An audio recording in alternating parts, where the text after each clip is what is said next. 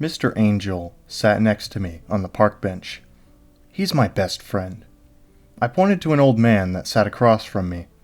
"What's he doing, Mr. Angel?" An unlit cigarette sat in the corner of the man's mouth. His eyes were withered with age as he stared blankly at nothing. Mr. Angel leaned close to me as he whispered into my ear. "He's looking for a woman he lost a long time ago," he cooed. His words felt warm against my cheek as I smiled up at him. I liked his secrets. Mr. Angel knew everything. "That's really sad, Mr. Angel," I said. "Why don't you help him?" I couldn't see it, since he didn't have a mouth, but he was smiling. He got up and walked silently over to the old man and set a single bony finger in the center of his chest before he turned away and took his seat next to me. I tugged on the black shroud that he always wore. "What did you do, Mr. Angel?" I asked. I could hear Mr. Angel sigh tiredly as he leaned against the scythe that he carried. "I sent him back to his woman," his voice rasped. "I took her a long time ago, and she was getting very lonely." I looked at the old man. He was hunched over his legs as he clutched painfully at his heart. His face looked like it was clamped shut, and I could hear him wheeze as he fought for breath. "Mr. Angel, what did you do?" I cried. "That's not helping him."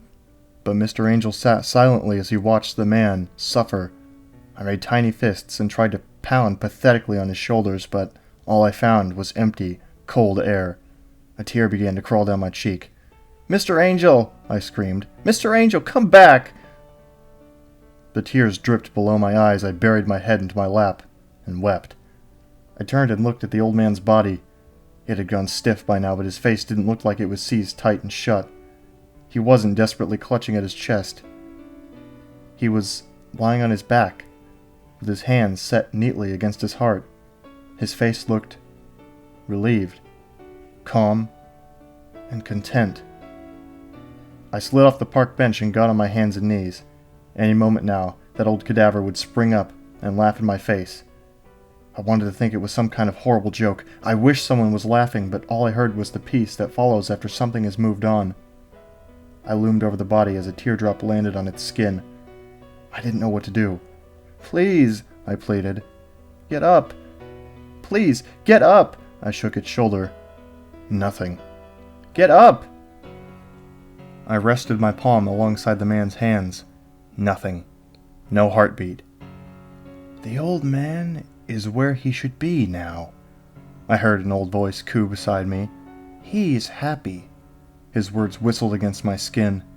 I looked behind me. Mr. Angel was watching from the park bench. "You killed him!" I screamed. My breathing was haggard. The feeling in my legs was disappearing. Mr. Angel got up from the park bench and walked over me. He knelt down, and I could feel his shroud move over me in a warm embrace. I looked up, and Mr. Angel's blank face stared pleasantly down at me. He gripped his scythe with one hand, and with the other, he set it against my shoulder. I couldn't see it, but I could tell. He was smiling. "Death," I said to him. My voice was still hoarse as I choked down a few tears. "Did you really help him?" Death looked at me and leaned close. "My dear little one," he whispered softly, "death can be many things.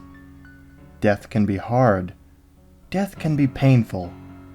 Death will someday be at your heels, but never forget, the best thing to do when death greets you is to embrace him as a friend."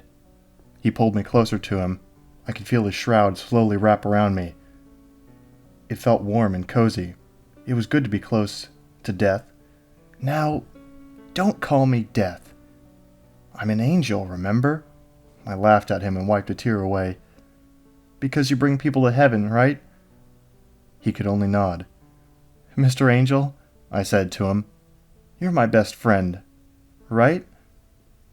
My breathing stopped. His smile was gone, and the shroud felt cold as it caressed my skin. "Yes," Death rasped. "I'm your best friend."